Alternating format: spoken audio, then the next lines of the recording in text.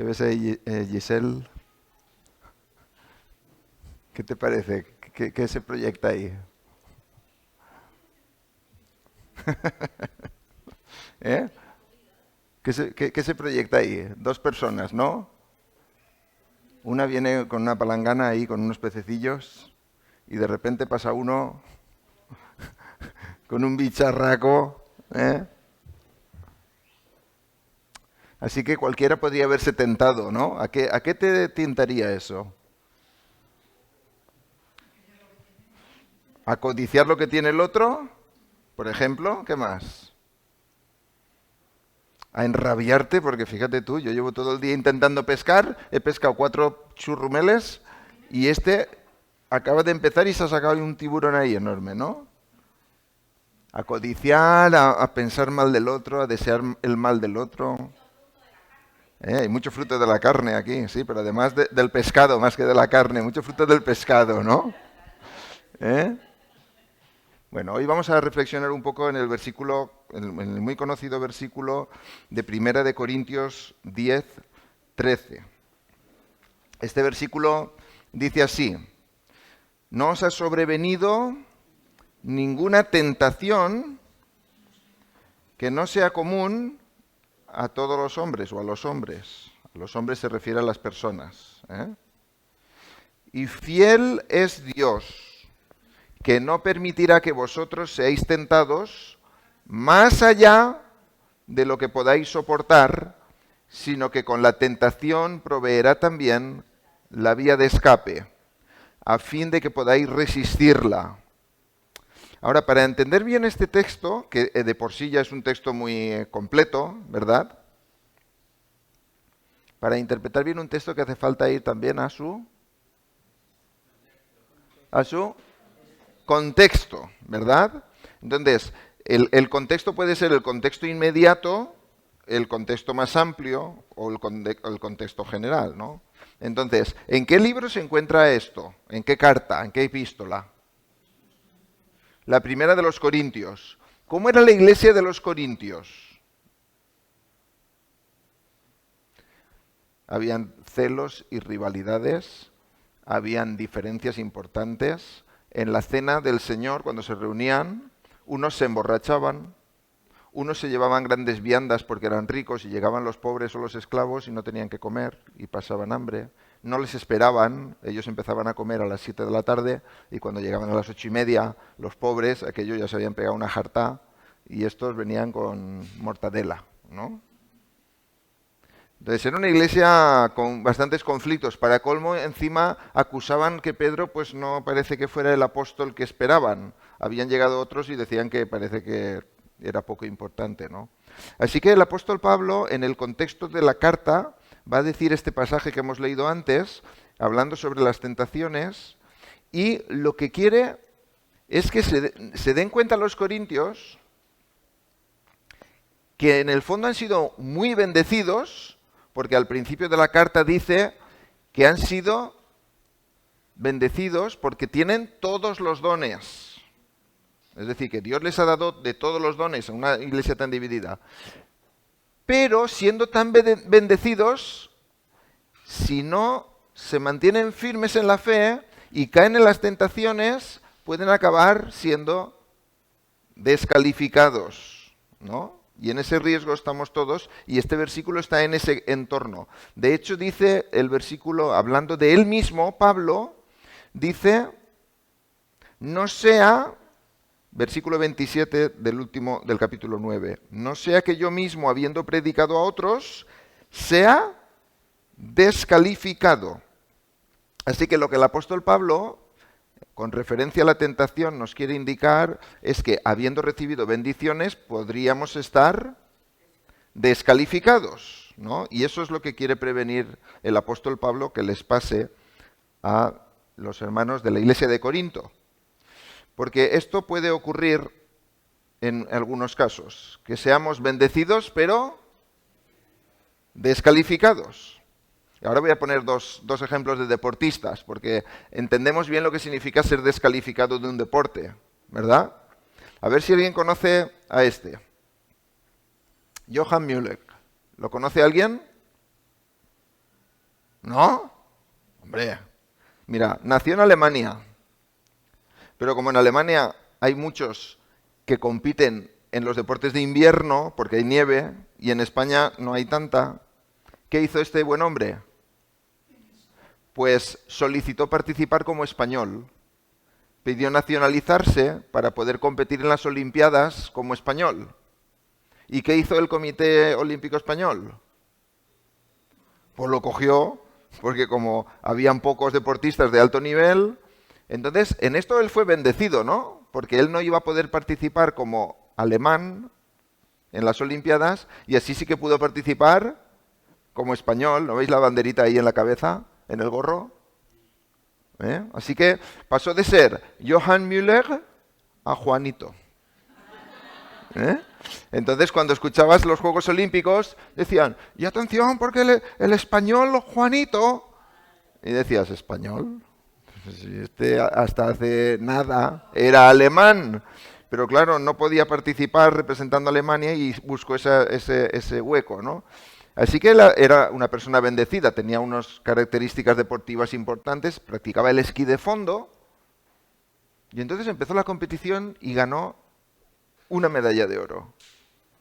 Creo que eran 20 kilómetros. Y luego en otra de 50, otra medalla de oro. Y así ganó 3 medallas de oro. Era un hombre feliz, ¿no? Hasta que le hicieron una analítica, ¿no? Y entonces dio positivo por darbepoetina. Es una sustancia que está prohibida porque aumenta el rendimiento del deportista.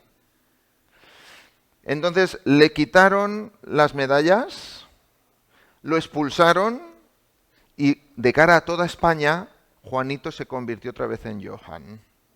Entonces ya nadie hablaba de Juanito, hablaban de que Johann Müller el tramposo. Así que habiendo recibido bendiciones, fue descalificado. Este no lo conocíais, este otro algunos sí. Voy a poner solo 2. Este se llama Lance Armstrong. ¿Lo conocéis? No era un trompetista, ¿eh? Este era un ciclista profesional. Este fue un ciclista muy bueno, pero tuvo un problema. Con 25 años se le detectó un cáncer testicular. Entonces fue en manos de... Él era corredor profesional de ciclismo. Entonces fue a los médicos, le intervinieron, le quitaron un testículo. Tenía también tumores porque había habido metástasis en el cerebro. Le intervinieron en el cerebro y le consiguieron quitar las metástasis. Y le hicieron un tratamiento experimental en los pulmones para eliminarle las metástasis de los pulmones, porque él lo que no quería era perder capacidad pulmonar. Sabéis que los ciclistas necesitan tener mucha capacidad pulmonar. Y salió con éxito, tú. Entonces este hombre era un hombre bendecido, porque con 25 años te detecten eso y a los 2 años puedas volver a la competición profesional, esto es una bendición, ¿verdad? De manera que se fue preparando y decidió, el equipo que formaron con él, decidieron incluirlo en el Tour de Francia. Y ganó el Tour. El Tour de Francia es la competición más difícil, más exigente y más famosa de ciclismo que se hace en Francia. Entonces, ganó un Tour. Hacía poco había ganado un español 5 Tours, o sea, en 5 años consecutivos. Eso no lo había conseguido antes nadie. Así que Lance Armstrong ganó un Tour y ganó el siguiente Tour y ganó el siguiente Tour y ganó 5 Tours. Ya había igualado al campeón Miguel Indurain. Así que corrió el 6º Tour y también lo ganó. Y el 7º y también lo ganó. Batió todos los récords, los pulverizó. Pero, tiempo después, fue acusado varias veces y nadie conseguía probarlo al principio, pero tiempo después, en un programa de Oprah Winfrey, que es muy famoso, esta americana, ¿no? Él confesó en 2012 que él había consumido testosterona, se había hecho transfusiones de sangre, había utilizado EPO, que es otra sustancia prohibida, ¿no? Así que, ¿qué hicieron con él? Le quitaron todos los tours, le quitaron una medalla de bronce que había conseguido en las Olimpiadas que compitió y lo suspendieron de por vida. ¿Cómo quedó? Descalificado. Porque, No, él ya le habían estado presionando y al final, en un momento dado, él se tuvo que sincerar y reconoció que había utilizado compuestos prohibidos, que aumentan tu capacidad, digamos, deportiva, ¿no? Había superado a muchos, había ridiculizado, entre comillas, a los que quedaron siempre segundos y terceros, pero es que él era un tramposo, ¿no? Entonces, las personas eran bendecidas, fueron bendecidas, pero acabaron descalificadas porque hicieron trampas, porque cayeron en la tentación de hacer lo prohibido, ¿verdad? Ahora vamos al texto inmediato de Primera de Corintios y vamos a ver algo muy interesante, porque de esto está hablando antes de que lleguemos al versículo 13. Dice así los primeros 4 versículos de Primera de Corintios. Porque no quiero que ignoréis, hermanos, que nuestros padres, mira el todos, Manoli, todos estuvieron bajo la nube, todos pasaron por el mar, y en Moisés todos fueron bautizados en la nube y en el mar, y todos comieron del mismo alimento espiritual, y todos bebieron la misma bebida espiritual. Así que, bueno, continúa la frase, la misma, y bebían de una roca espiritual que los seguía, es una forma metafórica, y la roca era Cristo. Es decir, que está hablando de los hebreos que salieron de Egipto. Todos tuvieron bendiciones, ¿verdad? Y ahí enumera algunas, todos. Todos habían visto la nube, había una nube que se ponía delante de ellos en el camino guiándoles. Luego llegaron al Mar Rojo y cuando estaban a punto de morir por los egipcios que los atacaron, el Mar Rojo se abrió y todos cruzaron por el mar, es decir, como si hubieran sido bautizados por la nube y por el mar, que es lo que viene a decir, ¿no? Es decir, todos experimentaron las bendiciones de Dios. Todos comieron del mismo alimento espiritual, el maná del cielo. Todos bebieron de la misma agua cuando no había agua. Cuando era amarga o cuando no había agua, Dios proveyó de agua. Así que todos tuvieron bendición, es lo que dice este texto. Todos. Ahí no vamos a hacerlo muy largo, pero el énfasis está en todos. Todos estuvieron bajo la nube. Y dice el texto bíblico que el Señor iba delante de ellos de día en una columna de nube para guiarlos por el camino. ¿Quién se beneficiaba de esa columna de nube? Todos. Muy bien. Y todos pasaron por el mar. Dice así el texto bíblico. Y los hijos de Israel entraron por el medio del mar en seco, y las aguas eran como un muro a su derecha y a su izquierda. ¿Quiénes pasaron por el medio del mar? Todos, en seco. Lo reagrupa diciendo fueron bautizados en la nube y en el mar. La columna de nube que había ido delante de ellos cuando vinieron los egipcios se puso detrás de ellos para separar e impedir que cruzaran los egipcios en el campamento, entre el campamento de Egipto y el de Israel. Mas los hijos de Israel pasaron en seco por en medio del mar. Y todos comieron del mismo alimento espiritual. Dice, el Señor dijo a Moisés, he aquí haré llover pan del cielo para vosotros, y el pueblo saldrá y recogerá diariamente la porción de cada día. Es decir, todos tenían la bendición de Dios. Y dice que bebieron todos la misma bebida espiritual. Y aquí yo estaré allí delante de ti sobre la peña de Horeb y golpearás la peña, la roca. Bueno, a alguien se le ocurre que de la roca ha de salir agua. Hombre, si fuera de un sitio, pero de una roca, de una piedra. Y así lo hizo Moisés en presencia de los ancianos de Israel. ¿Y qué pasó? Cuando golpeó la roca, salió agua. Es decir, ¿quiénes de todos los israelitas experimentaron las bendiciones de Dios? La palabra es fácil de responder, ¿no, José? Todos. Pero, aunque todos experimentamos la bendición de Dios, ¿quién de aquí ha experimentado bendiciones de Dios? A ver, ¿podemos levantar la mano? Todos. Ahora, a los que no lo han levantado, no voy a señalar, pero les voy a decir lo que dice el Señor Jesús. Dice que Dios hace llover sobre justos e injustos, y hace salir el sol sobre buenos y malos, ¿no? A ver, ahora, ¿quién ha recibido alguna bendición de Dios? Y levante la mano. Todos, pues levante la mano, John, que no la habías levantado. Ahora sí, todos, ¿no? Todos. Seas o no seas creyente, tú has recibido bendiciones de Dios, ¿verdad? Aunque esto está más enfocado a los creyentes. Todos hemos recibido bendiciones de Dios.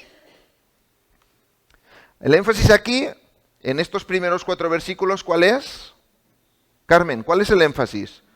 Todos hemos recibido bendiciones de Dios. Y este es el ejemplo del pueblo de Israel, ¿no? Que todos habían visto las bendiciones de Dios. Continúa el versículo 5 en adelante. Dice, sin embargo, Dios no se agradó de la mayor parte de ellos. ¿Quiénes recibieron la bendición?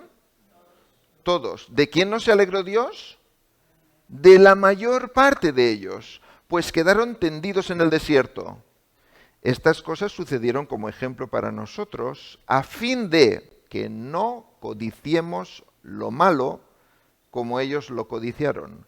No seáis pues idólatras como fueron algunos de ellos. Según está escrito, el pueblo se sentó a comer y a beber y se levantó a jugar. Ni forniquemos como algunos de ellos fornicaron, y en un día cayeron 23.000.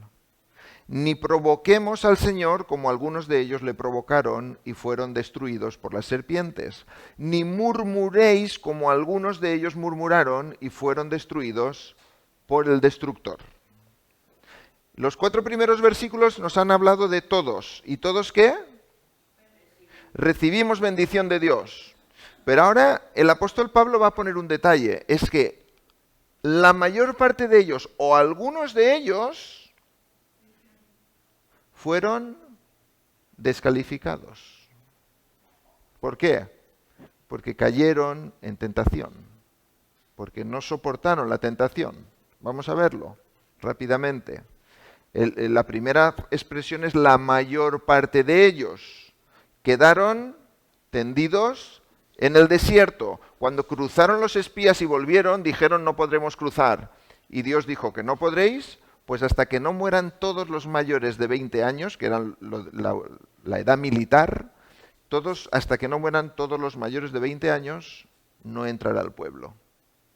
Así que dice, en este desierto caerán vuestros cadáveres todos los contados de 20 años arriba que han murmurado contra mí.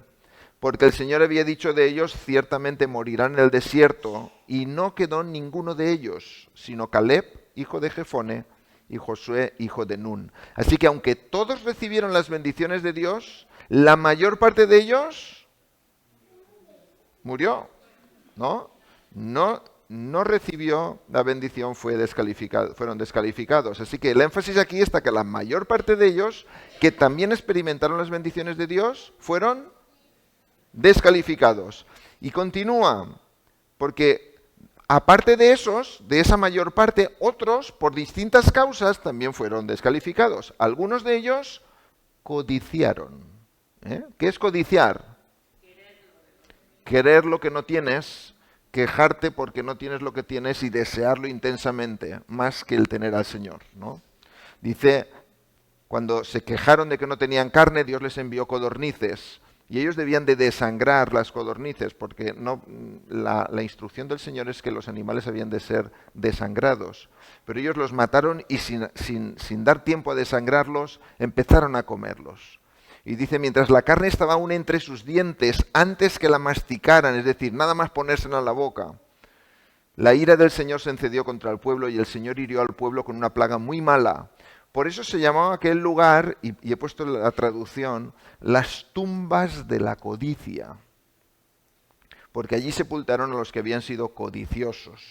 No habían tenido confianza en el Señor, sino que habían codiciado más allá de lo que les correspondía. Algunos de ellos codiciaron, algunos de ellos fueron idólatras. Dice que cuando el pueblo vio que Moisés tardaba en bajar del monte, cuando estaba en el monte Sinaí, la gente se reunió alrededor de Aarón y le dijo, levántate y haznos un Dios que vaya delante de nosotros. Y Aarón hizo un becerro un becerro que es un toro, que es un animal poderoso, fuerte. Un becerro de fundición, y ellos dijeron, este es tu Dios, Israel, que te ha sacado de la tierra de Egipto. ¿Eso qué es? Idolatrar. Poner cualquier cosa, por buena que sea, por encima de Dios, es idolatrar. Y ellos fueron tentados a la idolatría y cayeron. Algunos de ellos fornicaron. Allí se acercaron las guapas mujeres de Moab. Mientras Israel estaba en Sittim, el pueblo comenzó a prostituirse con las hijas de Moab. Y éstas invitaron al pueblo a los sacrificios que hacían a sus dioses. Y el pueblo comió y se postró ante sus dioses. Un panorama que para muchas personas sería fantástico, ¿no? Tener buenas mujeres, tener fiesta y comida. Ya no necesitan más, ¿no? Pues algunos de ellos fornicaron y el Señor los tuvo que castigar. Algunos de ellos provocaron al Señor. Dice la Biblia, el pueblo habló contra Dios y Moisés, y cuando tú hablas contra Dios, estás provocando al Señor. ¿Por qué nos habéis sacado de Egipto para morir en el desierto? Pues no hay comida ni agua y detestamos este alimento tan miserable. Tu provisión, Dios, es miserable. Lo que yo estoy viviendo no me corresponde. Yo merezco algo más de lo que tú me das. Esa es la actitud, provocar al Señor. Algunos de ellos fueron descalificados por provocar al Señor. Algunos de ellos murmuraron. Toda la congregación de los hijos de Israel murmuró contra Moisés y Aarón diciendo, vosotros sois los que habéis sido la causa de la muerte del pueblo del Señor. Ellos habían sido la causa, ellos habían participado sacándolos de Egipto y ahora les acusaban de que los estaban haciendo morir, ¿no? ¿Cuál es el énfasis aquí? ¿Cuál es el énfasis aquí, en este algunos de ellos? Que aunque también todos ellos habían recibido la bendición de Dios, muchos de ellos pecaron y fueron descalificados. El énfasis es ese. Así que los 4 primeros versículos, todos recibieron la bendición de Dios. Los siguientes 6 versículos, la mayor parte de ellos o algunos de ellos cayeron en tentación y fueron descalificados. Y entonces viene el versículo 11, que dice, estas cosas les sucedieron como ejemplo y fueron escritas como enseñanza para nosotros. Es decir, que cuando leas la Biblia, mira en qué medida las historias bíblicas nos enseñan, nos revelan quizá asuntos escondidos en nuestro corazón, pero que son similares a los de otras personas que vivieron antes.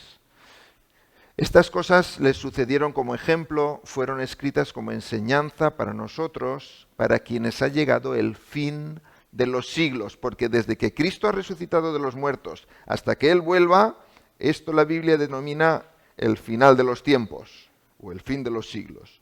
Así que estas historias del Antiguo Testamento están escritas ahí no para que te diviertas leyendo historias, sino para que reflexiones cómo Dios te enseña a vivir y qué es lo que Dios te está pidiendo.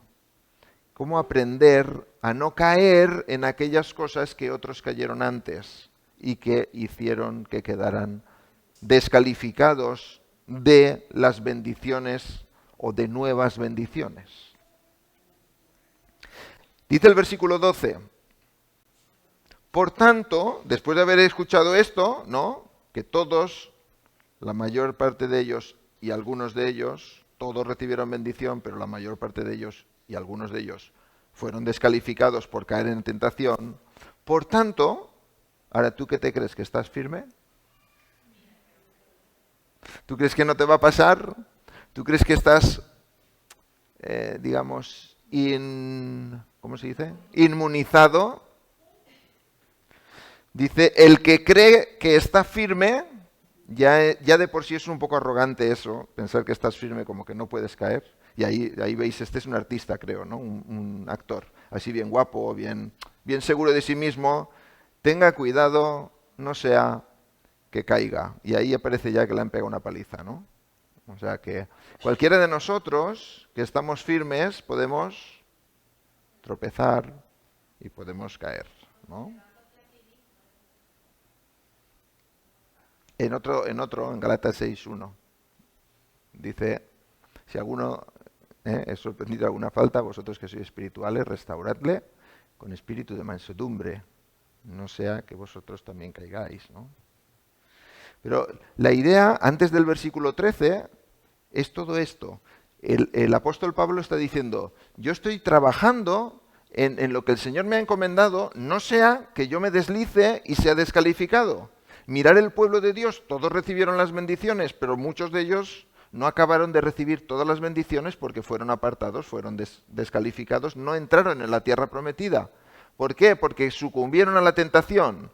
Por lo tanto, cuidadito, que nadie piense que es lo suficientemente fuerte como para aguantar por sí mismo, porque puede caer también. Y ahora es cuando viene el texto de 1 Corintios 10:13.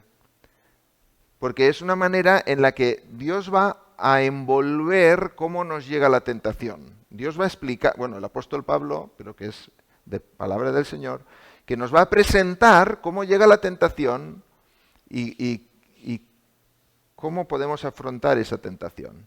Dice, no os ha sobrevenido ninguna tentación que no sea común a los hombres, y fiel es Dios que no permitirá que vosotros seáis tentados más allá de lo que podáis soportar, sino que con la tentación proveerá también la vía de escape a fin de que podáis resistirla, es vencerla, superarla. Bien, algunas enseñanzas o 4 ideas muy básicas, ¿no?, que podemos aprender de esto. La primera es que las tentaciones que tú sufres son comunes. Comunes. ¿Quién piensa que tiene una tentación que nunca nadie tuvo antes? ¿Quién piensa que su tentación es más grande que la de los demás? ¿Quién piensa que la suya es especial? Que ya quisieran otros saber lo que yo estoy viviendo porque no se lo pueden ni imaginar. ¿Verdad que a veces pensamos eso, no? Es que nadie puede entender lo que yo estoy viviendo. Es que eso solo me ha podido pasar a mí.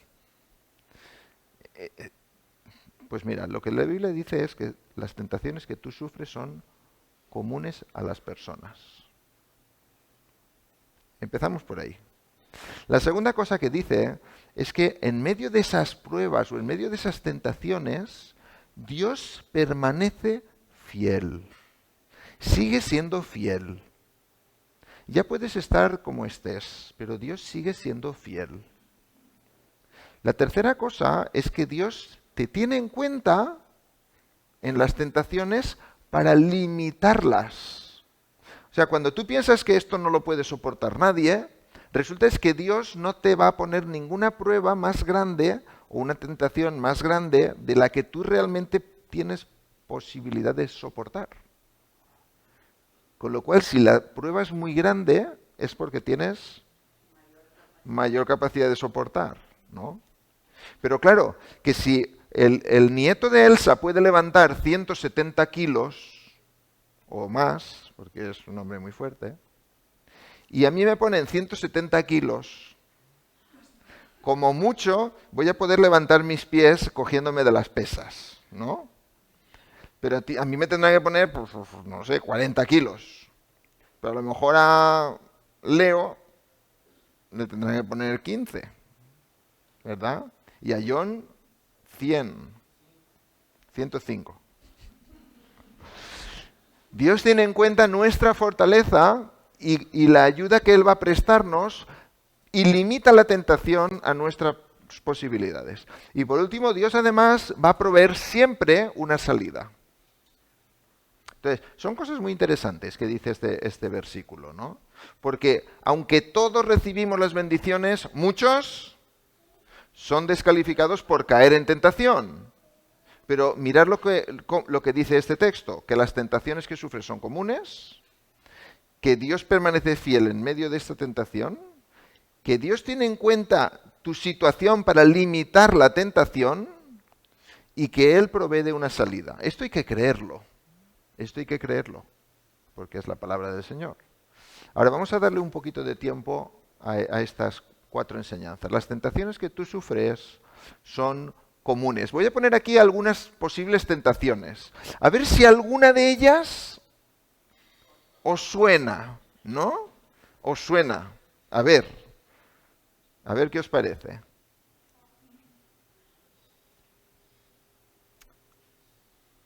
Vamos a ver.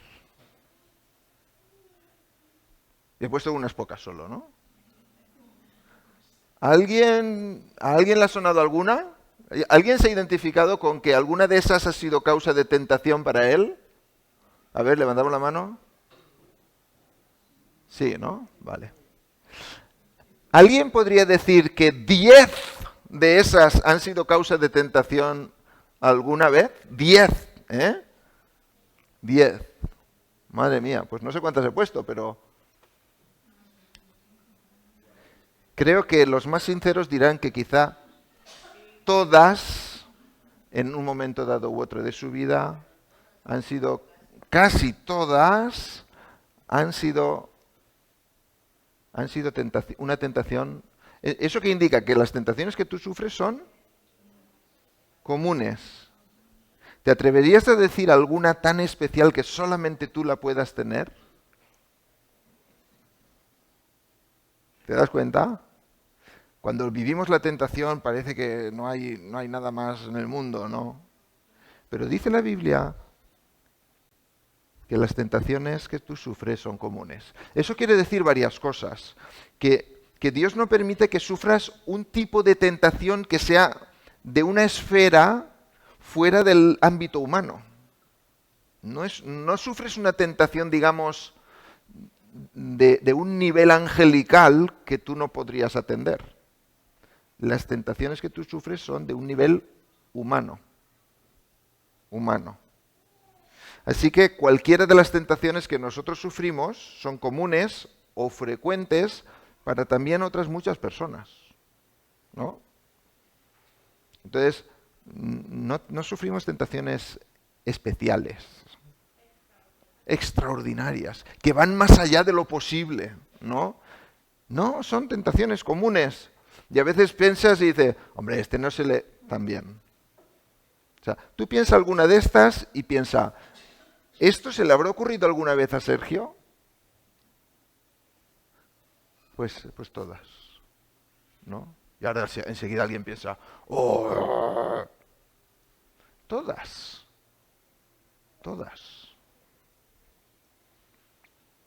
Así que las tentaciones que nos rodean, que nos acercan a nosotros, son comunes.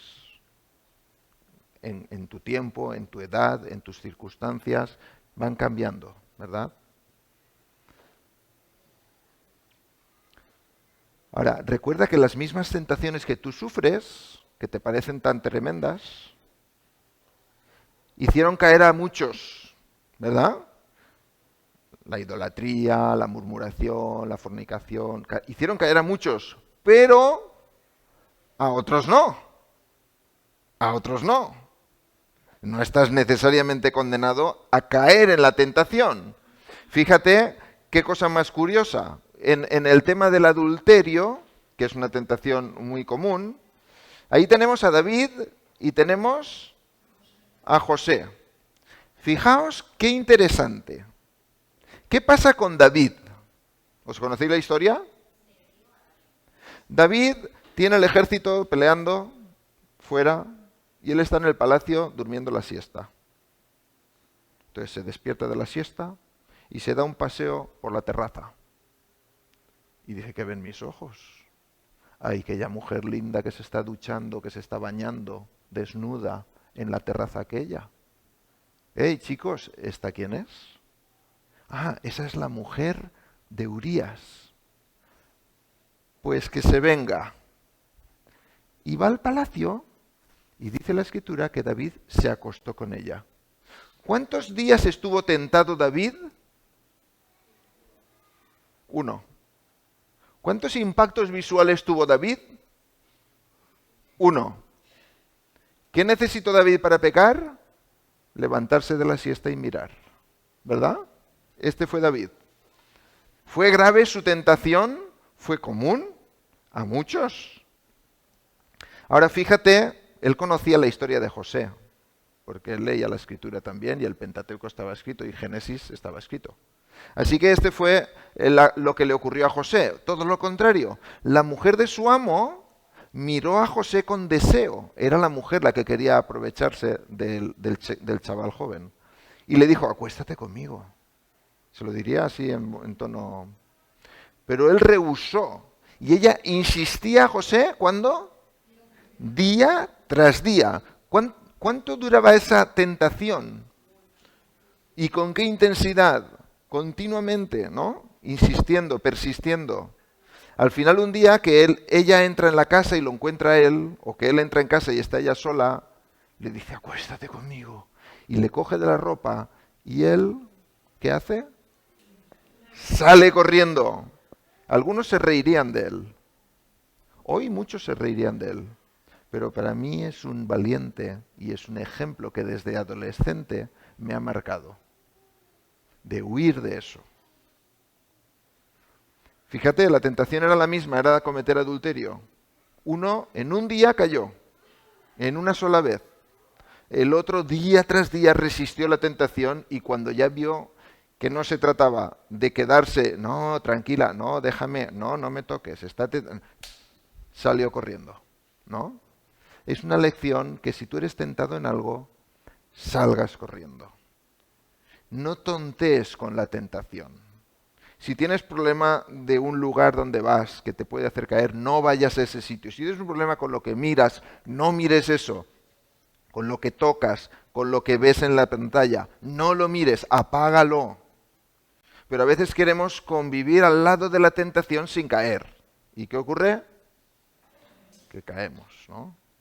Pues ahí tenemos un ejemplo. Las tentaciones que tú sufres son comunes, por lo tanto, huye de ellas, aléjate al máximo. Siempre que las puedas evitar, aléjate al máximo.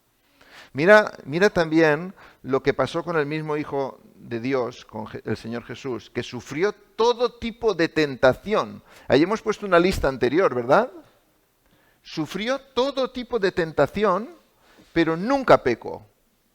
Así que cuando estás en tentación puedes acudir al Señor, porque Él te comprende. Él pasó por tentaciones, quizá, no, seguro que mucho más especiales que las tuyas. Porque Él, siendo el Hijo de Dios, estaba tentado muchas veces a abandonar el sufrimiento que iba a ser llegar a la cruz. Pero Él no abandonó. Dice Jesús, no tenemos un sumo sacerdote que no pueda compadecerse de nuestras debilidades, sino uno que fue tentado en todo, como nosotros, pero sin pecado. Pero sin pecado. ¿Recuerdas algunas de las tentaciones que soportó Jesús? A ver, os pongo algunas aquí.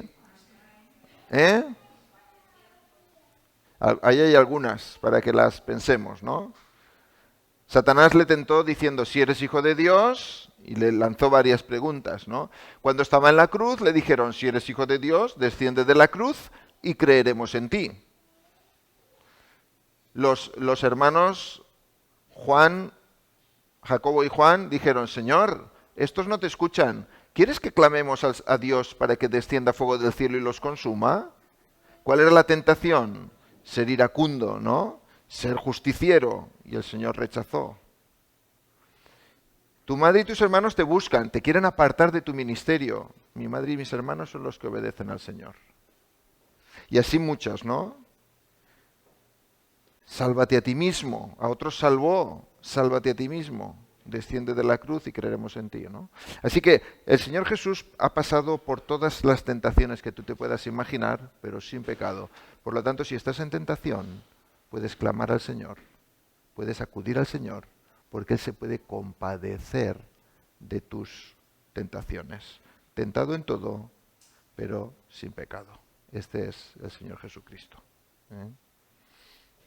Ahora, la segunda cosa, la primera es que las tentaciones son comunes, la segunda es que Dios permanece fiel. fiel en medio de la prueba. Y esto no varía con independencia del tipo de tentación, de la frecuencia, del tiempo, de la intensidad de la tentación. Lo pongo aquí, pero para que nos demos cuenta. No importa cuántas tentaciones tienes, no importa cuál es la intensidad, el peso de esa tentación, no importa con qué frecuencia ocurre, porque muchas veces la tentación se repite vez tras vez, y uno se agota. No importa, Dios permanece fiel, no importa si es una tentación instantánea, como fue la de David, o es una tentación que viene día tras día, larga, como la que pasó José. No importa, sea del tipo y de las características que sean, Dios es fiel. Y Dios permanece fiel. Dios permanece fiel en la tentación, durante nuestra tentación. Dios permanece fiel. Créelo, porque es verdad. Dios permanece fiel. En tercer lugar, Dios te tiene en cuenta y limita la tentación. Algunos piensan que la tentación es eso. Es un peso demasiado grande que no se va a poder superar nunca. Eso es un error y eso es una idea de Satanás. Eso es una tentación de Satanás. Nunca vas a salir de aquí. Eso es falso. Porque las pruebas a las que estamos sometidos están limitadas a lo que podemos soportar. Por lo tanto, como si fuera de un entrenador de gimnasio, Dios nos da solamente lo que podemos mantener, no más. Así que si tú puedes mantener 10, te dará hasta 10, pero no te dará 6, te dará hasta 10. Y si puedes 25, te dará 25. Porque la idea de Dios es fortalecer tu fe, mientras que la de Satanás es hundirte y alejarte del Señor, ¿verdad? Así que Dios no permitirá que seas tentado más allá de lo que puedas soportar, porque Él quiere que venzas la tentación. Y ya en cuarto lugar, Dios provee de una salida a la tentación, de una vía de escape, una luz al final del túnel. Así que voy a pedir a un voluntario aquí que venga a resolver esto. Sin pasar 2 veces por el mismo sitio, ¿cómo saldríamos de esta tentación? Pensemos.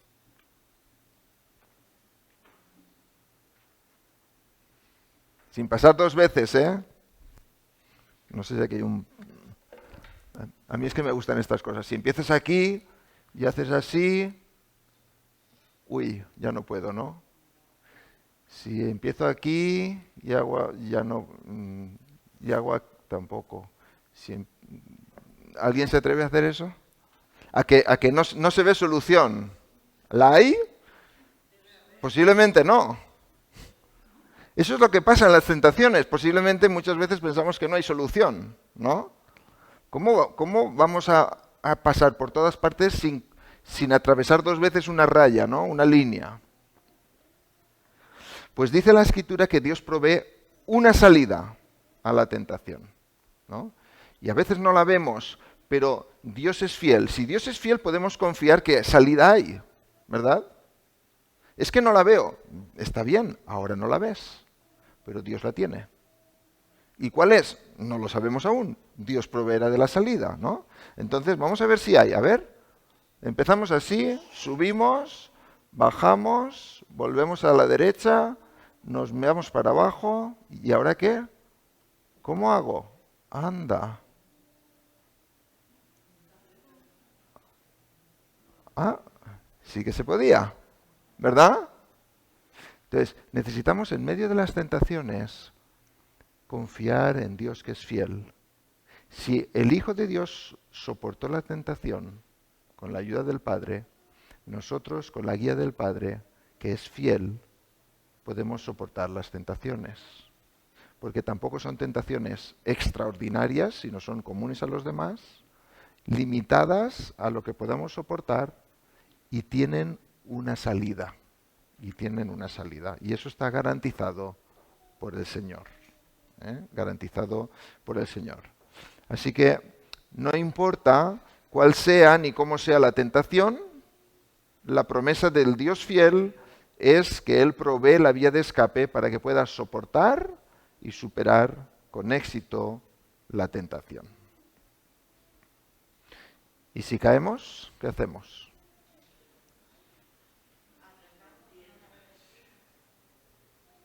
¿Alguien cae en tentación alguna vez? Sí, ¿verdad? Pero no es porque no tengamos los recursos en Cristo Jesús para no caer.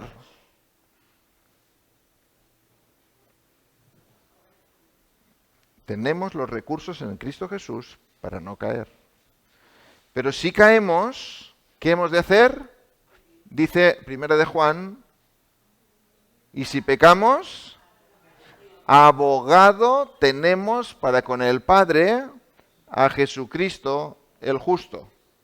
Es decir, si después de lo que sabemos de la tentación, aún así caemos en tentación, ¿qué tenemos que hacer?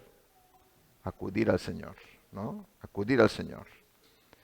Y acudir al Señor implica, como alguien ha dicho antes, arrepentimiento. ¿eh? Y el arrepentimiento siempre implica dos cosas. Confesión al Señor y alejamiento.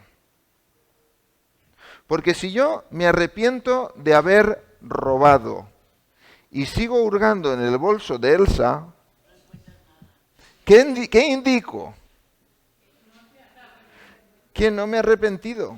Entonces, yo puedo confesar porque me siento mejor si confieso, pero eso no es arrepentirme.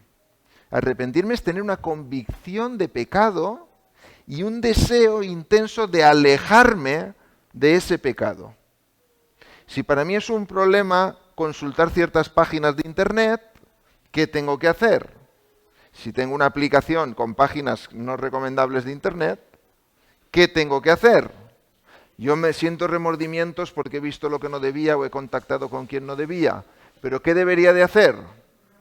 Borrar esa página, bloquearla, ¿no? Si tengo contactos en mi listado de contactos de personas que no son recomendables, que quizá me venden cosas que no debo consumir, ¿qué debo de hacer? Borrarlo, bloquearlo, alejarme, ¿no? Entonces el arrepentimiento, si caemos, requiere de ir al Señor arrepentidos, confesando y alejándonos. Dice, el que encubre sus pecados no prosperará, es descalificado. Mas el que los confiesa y se aparta de ellos, alcanzará misericordia, ¿no? Porque es un Dios misericordioso nuestro Dios. Así que terminamos. Dice así, para vencer la tentación, acude a Jesucristo. Y si caes en tentación, acude a Jesucristo. ¿Vale? Y eso es básico, porque el Dios fiel desea tu bendición y no tu descalificación, ¿verdad? Por eso Él limita la tentación, por eso Él provee de salida, por eso las tentaciones son comunes, no son extraordinarias. Y Dios es fiel para mantenerte libre en la tentación. No libre de tentación, pero sí de caer en tentación, ¿no? Pues bendito sea el Señor. Y bendita sea su palabra también. Vamos a orar. Señor, te damos gracias por tu palabra, que es rica, tremendamente ilustradora, enriquecedora cuando nos acercamos a ella para aprender.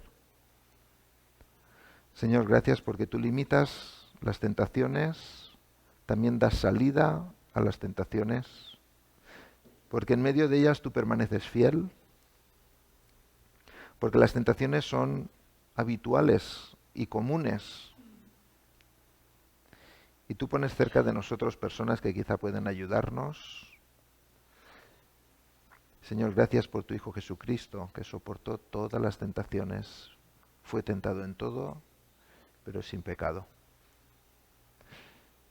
Señor, danos la humildad de buscar aquellas cosas que nos descalifican delante de ti, que vivimos, que practicamos, que nos agradan, pero que nos alejan de ti. Gracias por tus bendiciones, porque tú bendices a todos. Pero no queremos ser como algunos de ellos o como la mayor parte de ellos que se desviaron. Queremos acercarnos, vivir contigo, sometidos a tu voluntad. Señor, gracias porque eres un Dios de bendición, que busca bendecir y no descalificar. Te damos gracias. Y gracias por tu Hijo Jesucristo, porque Él nos perdona cuando vamos a Él arrepentidos. Te damos gracias en el nombre de Jesús. Amén. Amén.